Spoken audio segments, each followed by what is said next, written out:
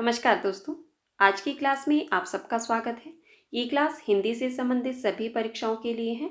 आज की क्लास में हम हिंदी साहित्य के उन महत्वपूर्ण प्रश्नों पर विस्तृत चर्चा करेंगे जो बार बार परीक्षा में पूछे जाते हैं। जो साथी पहली बार चैनल पर आए हैं, प्लीज़ चैनल को सब्सक्राइब कर देना, बेल आइकन को प्रेस कर देना ताकि आने वाली हर वीडियो की नोटिफिकेशन सबसे पहले आप तक पहुँचे। तो चलिए हम आज की क्लास को शुरू करते हैं और हमारा आज का पहला प्रश्न है, रामचंद्रिका को छंदों का अजायब घर किसने कहा? आपके पास ऑप्शंस में है रामचंद्र शुक्ल, रामकुमार वर्मा, रामस्वरूप चतुर्वेदी या रामविलास शर्मा। तो इसका सही उत्तर क्या होगा? सभी लोग अपना उत्तर कमेंट बॉक्स में अवश्य दें। बिल्कुल सही। जिन साथियों ने ऑप्शन नंबर 3 बताया है उनका उत्तर सही है। रामचंद्रिका जो कि केशवदास जी की रचना है, इसे छंदों का अजायब घर रामस्वरूप चतुर्वेदी ने कहा है। हमारा अगला प्रश्न है, भक्तमाल के रचनाकार कौन है? आपके पास ऑप्शंस में है प्रियादास, नाभादास, अग्रदास या तुलसीदास। तो इसका सही उत्तर क्या होगा? बताइए, भक्तमाल के रचनाकार कौन है और इसका रचनाकाल क्या है, ये भी बताना है आपको। बिल्कुल सही। जिन साथियों ने ऑप्शन नंबर 2 बताया है उनका उत्तर सही है। भक्तमाल नाभादास की रचना है 1585 ईस्वी की। ठीक है। और कई बार परीक्षा में ये प्रश्न भी पूछा जाता है कि भक्तमाल किस भाषा में रचित है। बिल्कुल सही। भक्तमाल जो है वो ब्रज भाषा में रचित है। हमारा अगला प्रश्न है, हिंदी कहानी का उद्भव किस युग से माना जाता है? आपके पास ऑप्शंस में है भारतेंदु युग, द्विवेदी युग, छायावादी युग या प्रगतिवादी युग। तो इसका सही उत्तर क्या होगा? बताइए, हिंदी कहानी का उद्भव किस युग से माना जाता है? बिल्कुल सही। जिन साथियों ने ऑप्शन नंबर 2 बताया है उनका उत्तर सही है। द्विवेदी युग से ही हिंदी कहानी का उद्भव माना जाता है। हमारा अगला प्रश्न है, निम्न में से मंजूर भगत की रचना है। आपको बताना है कि इनमें से मंजूर भगत की रचना कौन सी है।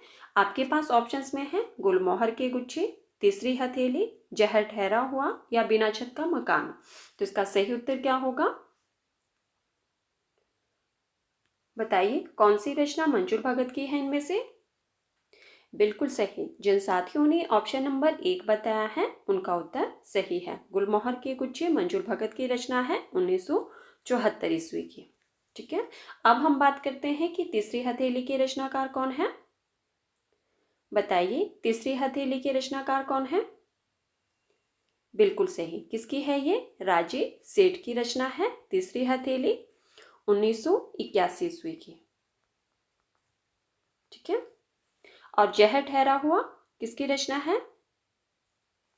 बिल्कुल सही। जहर ठहरा हुआ किसकी है? चित्रा मुदगल जी की रचना है ये 1980 ईस्वी की।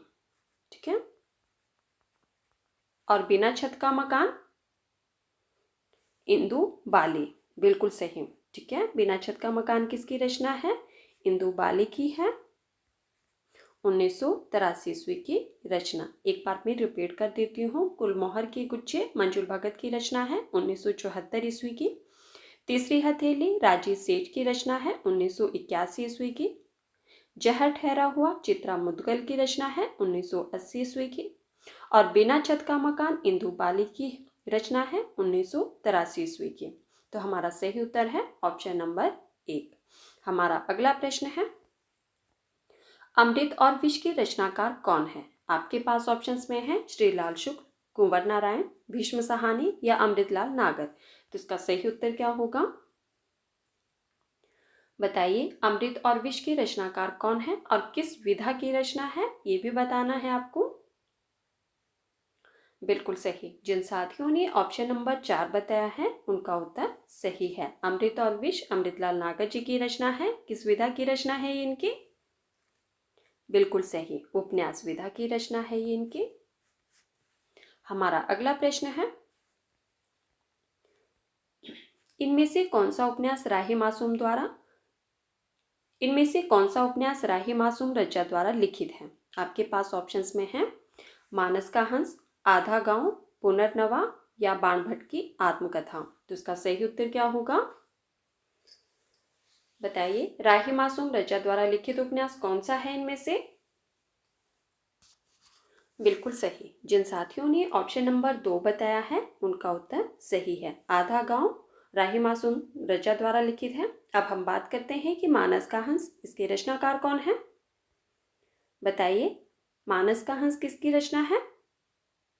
बिल्कुल सही, अमृतलाल नागर द्वारा रचित है। ये उपन्यास है ये इनका, ठीक है। और पुनर्नवा, बिल्कुल सही, पुनर्नवा के रचयिता कौन है, हजारी प्रसाद द्विवेदी। और बाणभट्ट की आत्मकथा, बिल्कुल सही, यह भी हजारी प्रसाद द्विवेदी जी का उपन्यास है, ठीक है। तो हमारा सही उत्तर है ऑप्शन नंबर 2। हमारा अगला प्रश्न है, पदमपरा के रचनाकार कौन है। आपके पास ऑप्शंस में है पदम सिंह शर्मा, श्री राम शर्मा, वृंदावन लाल वर्मा या शिवदास सिंह चौहान। तो इसका सही उत्तर क्या होगा, बताइए, पदमपरा के रचनाकार कौन है। बिल्कुल सही, जिन साथियों ने ऑप्शन नंबर 1 बताया है उनका उत्तर सही है। पदमपरा के रचनाकार पदम सिंह शर्मा है। हमारा अगला प्रश्न है,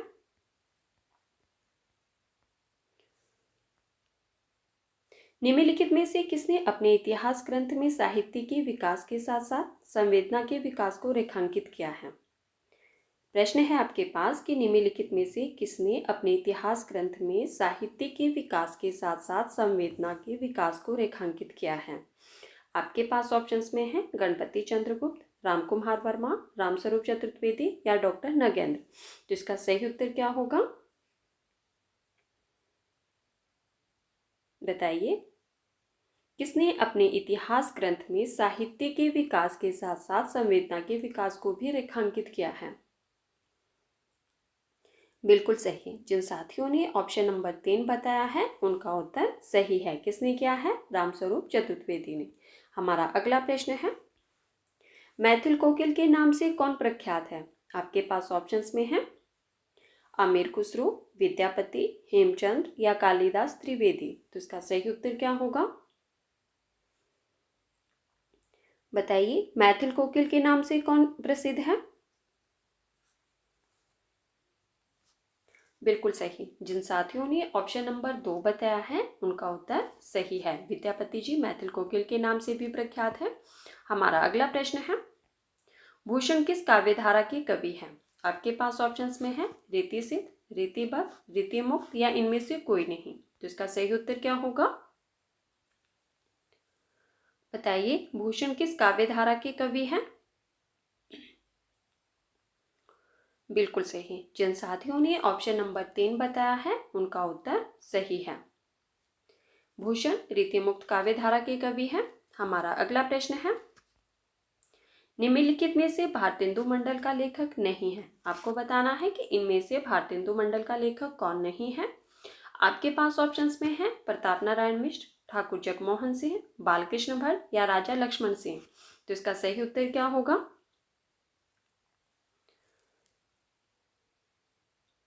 बताइए, भारतेंदु मंडल का लेखक कौन नहीं है इनमें से।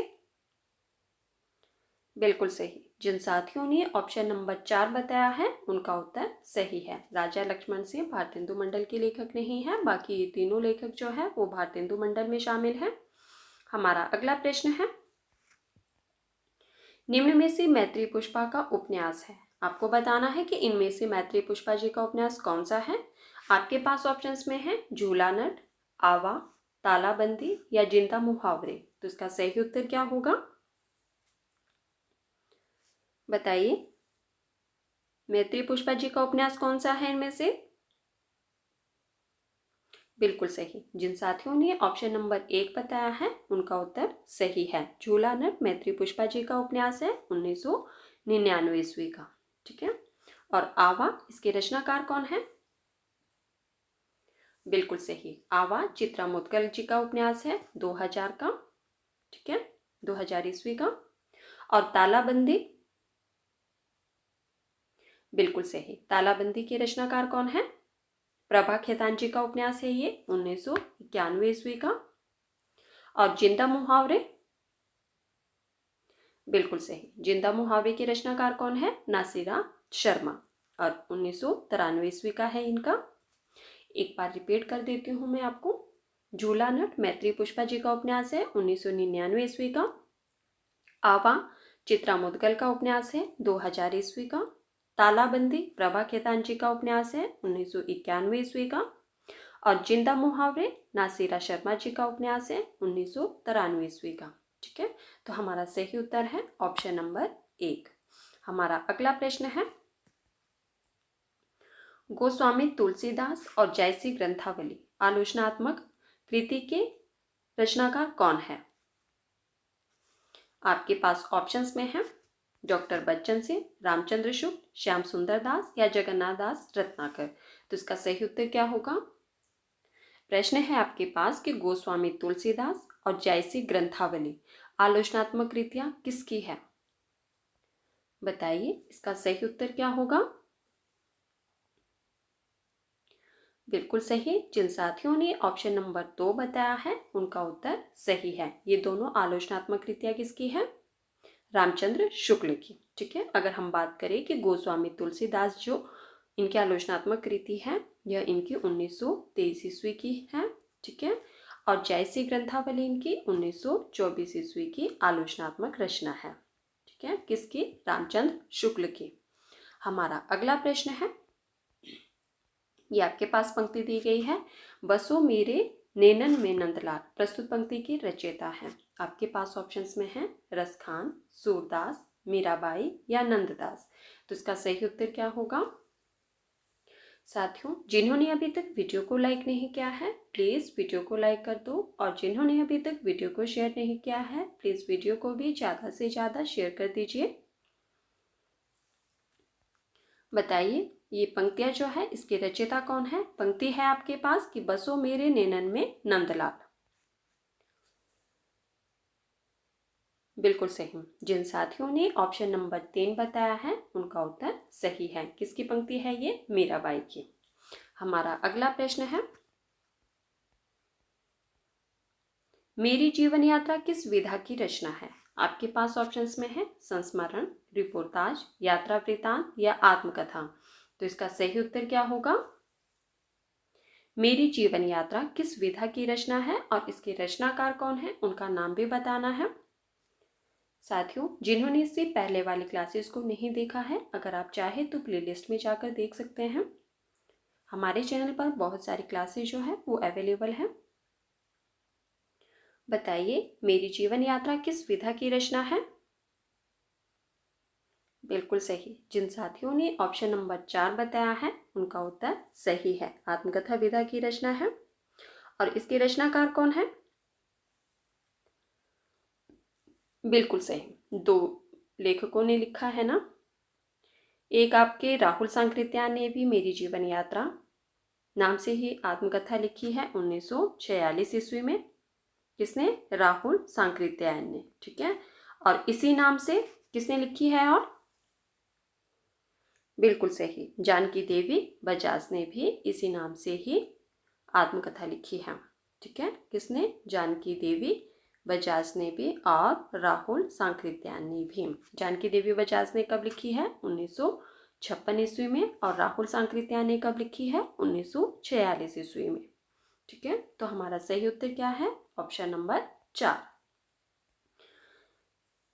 तो साथियों, ये थे आज के हमारे कुछ महत्वपूर्ण प्रश्न जिन पर हमने चर्चा की। अगर आपको क्लास पसंद आए तो प्लीज़ वीडियो को लाइक कर देना, वीडियो को ज़्यादा से ज़्यादा शेयर भी कर देना, और जो साथी पहली बार चैनल पर आए हैं प्लीज़ चैनल को सब्सक्राइब कर देना, बेल आइकन को प्रेस कर देना ताकि आने वाली हर वीडियो की नोटिफिकेशन सबसे पहले आप तक पहुँचे।